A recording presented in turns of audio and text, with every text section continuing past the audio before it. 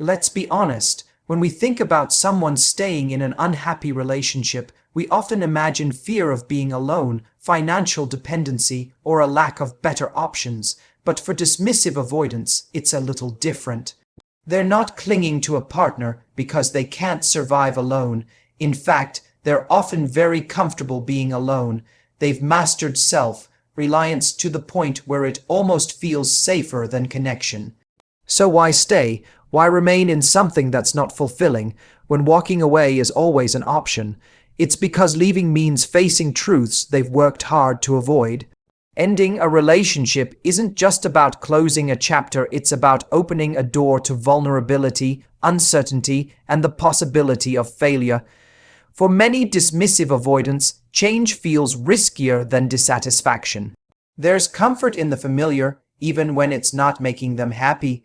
The routines, the predictable conversations, the quiet distance, it all feels like home, even if home isn't joyful. They also tell themselves a story. Things aren't that bad. Maybe I'm just expecting too much. Every relationship has problems. These narratives help them avoid the emotional upheaval of starting over. And here's the part people miss sometimes. Staying unhappy is a form of control. If they keep the relationship at arm's length, they avoid the deeper attachment that might actually scare them more than the unhappiness does. But there's a cost. Over time, the emotional disconnect erodes their ability to feel joy, passion, and real partnership. They're left with the safety of what they know, and the quiet ache of what they're missing. The truth, a relationship should be more than tolerable. It should be a place where you feel seen, heard, and valued. And for anyone avoidant or not, the courage to face discomfort in the short term is the only way to find happiness in the long term. So if you find yourself staying because it's easier than leaving, ask yourself this: am I protecting my heart, or am I slowly suffocating it? Dismissive avoidants are not dependent on partners. They are comfortable alone, and that changes everything about the way they experience relationships. For them, solitude isn't something to be feared, it's something they've learned to master. They have built a life where self-reliance is a shield, where emotional independence feels safer than emotional intimacy. So when they stay in an unhappy relationship, it's not because they need someone to take care of them, or because they fear they can't survive on their own. Their reasons for staying are far more subtle and often far more complex. One of the biggest reasons is familiarity.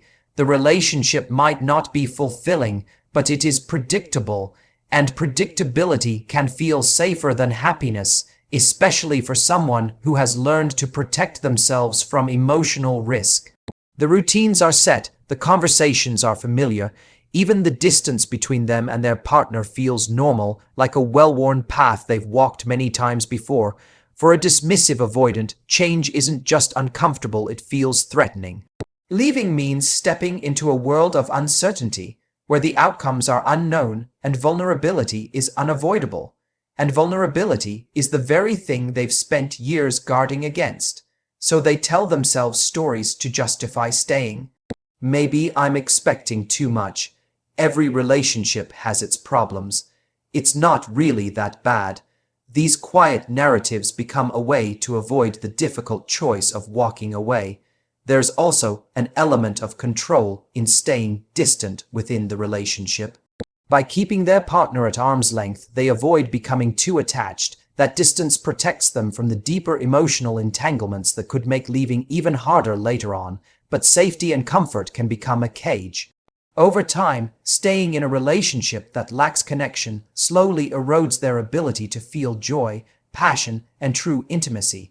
The very walls they built to protect themselves become the same walls that keep them from experiencing love fully. And the longer they stay, the more that quiet ache grows, the ache of knowing something important is missing, even if they can't quite name it. They choose the pain they know over the risk they don't. Because stepping out of an unhappy relationship means facing themselves, their fears, and the possibility of being hurt again. And for a dismissive avoidant, that's often the scariest part of all. Familiarity feels safer than happiness. For some people, the comfort of what they know can be more powerful than the pull of what could bring them joy. Routine creates a sense of stability. It's like walking a path you've memorized. Every step is predictable, every turn expected. There are no surprises, no shocks, no sudden twists. And when life has taught someone that change often brings pain, that predictability feels like protection. Happiness, on the other hand, can feel risky. It asks for vulnerability, for opening up to new experiences, for trusting the unknown, and for those who value control and emotional safety above all else, that can be a terrifying leap, so they stay with what's familiar even if it doesn't fulfill them. They wake up in the same space, have the same conversations, follow the same routines, and convince themselves that stability is enough. The human mind has a way of normalizing even unhappiness if it becomes part of the daily rhythm.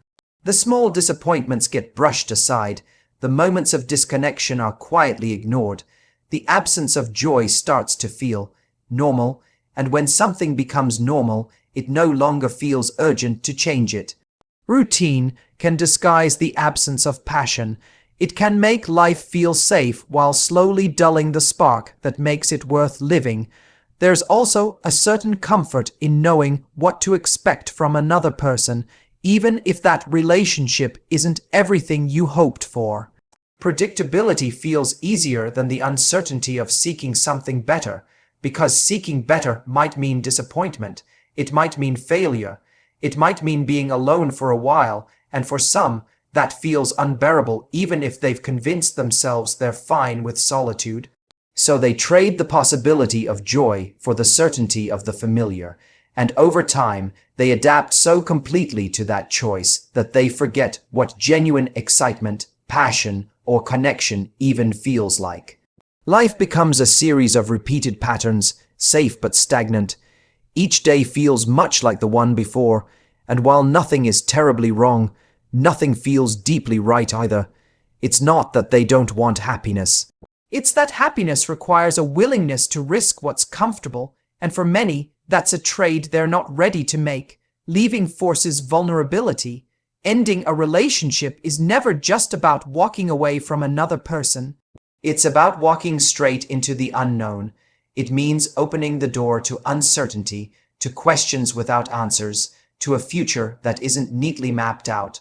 For someone who avoids vulnerability, that can feel like standing at the edge of a cliff with no guarantee of what's below. The moment you leave, you lose the buffer of routine and familiarity. You're no longer shielded by the predictability of the relationship, even if it was unhappy. Now, you have to face your own thoughts, your own emotions, your own fears without the distraction of someone else's presence. And that can be confronting. Vulnerability asks you to feel things you've worked hard to avoid. It demands you process grief, loss, and the possibility that you might have made mistakes. It forces you to acknowledge the parts of yourself you've kept hidden, the insecurities, the regrets, the hopes you didn't dare to voice. When you stay in a relationship, even an unhappy one, you can avoid that confrontation. You can tell yourself, at least I'm not alone. You can hide behind the structure of the partnership and avoid the deeper questions about what you truly want, but leaving strips away that shield. It exposes you to the raw experience of starting over. You might have to explain to friends and family why it ended. You might have to face nights where the silence feels heavier than you expected. You might have to admit that love didn't go the way you hoped, and that can bruise your pride. And beyond that, there's the risk of opening your heart again in the future. For someone who fears vulnerability, the idea of trusting another person after being hurt can feel almost impossible. It's easier to avoid that risk altogether by staying where they are. Because leaving doesn't just mean losing a partner, it means stepping into a space where anything could happen. It could bring freedom, joy, and growth, but it could also bring loneliness, disappointment, and pain.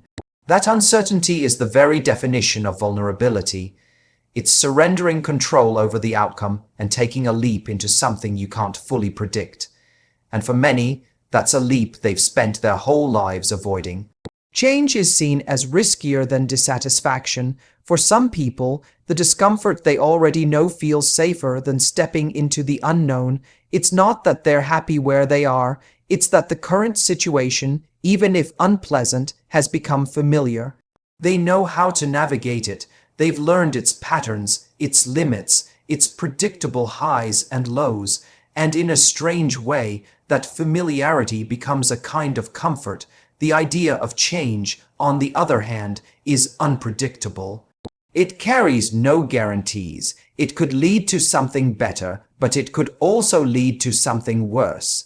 And the mind, wired to protect itself from potential danger, often focuses on the risks rather than the rewards. So instead of chasing possibility, they settle into the reality they already understand. They wake up knowing what the day will look like. They know how their partner will respond. They know the conflicts, the silences, the routines, and as unhappy as these might be, they're not surprises. Change would require them to let go of all that predictability. It would mean facing situations they haven't prepared for, challenges they haven't practiced handling, emotions they've spent years avoiding. And for someone who values control, that loss of certainty can feel unbearable, so dissatisfaction becomes the lesser evil. They tell themselves they can tolerate it. They tell themselves it's not so bad. They lower their expectations and convince themselves they're being realistic. But deep down, they know it's not just realism, it's fear. Fear of failure, fear of rejection, fear of discovering that they might not find something better. And perhaps most of all, fear of feeling exposed and vulnerable in a new environment. So they choose the discomfort they know over the possibility they don't. Because even if that discomfort chips away at their joy, it doesn't threaten their sense of control. The unknown could bring happiness, but it could also bring heartbreak. And for them, avoiding that heartbreak feels more important than seeking that happiness. It's a quiet trade-off, one that happens in the background of daily life, until one day they realize they've built their whole world inside the walls of what's merely tolerable. Self-narratives justify staying. They tell themselves stories that make the situation seem reasonable, even when it's not truly satisfying. It's not that bad. All relationships have issues. Maybe I'm just being too sensitive. These phrases become mantras, repeated in their mind until they feel like truth. They are not lies in the obvious sense. They often contain a fragment of reality, but they are carefully chosen half-truths designed to keep them from making a change, because change would mean facing the possibility that they've outgrown the relationship. It would mean admitting that their needs are not being met. It would mean stepping into uncertainty with all the vulnerability and risk that comes with it. So instead, they craft a version of reality that is easier to live with. They compare their relationship to others that seem worse and use that as proof that things are good enough. They remind themselves of the moments, however small, when things feel okay, and they hold onto those moments as evidence that the whole picture isn't so bad. They downplay their own dissatisfaction. They convince themselves that they're being reasonable, mature, and patient.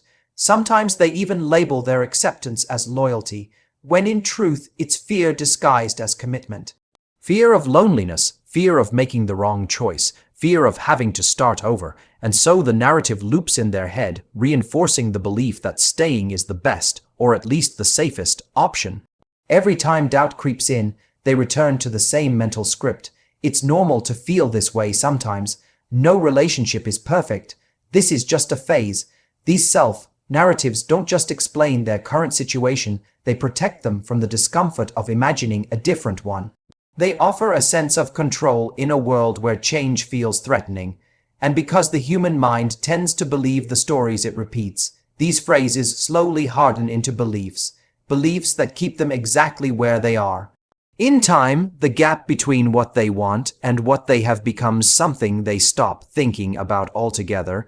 They adapt to the distance, to the lack of fulfillment, to the absence of joy.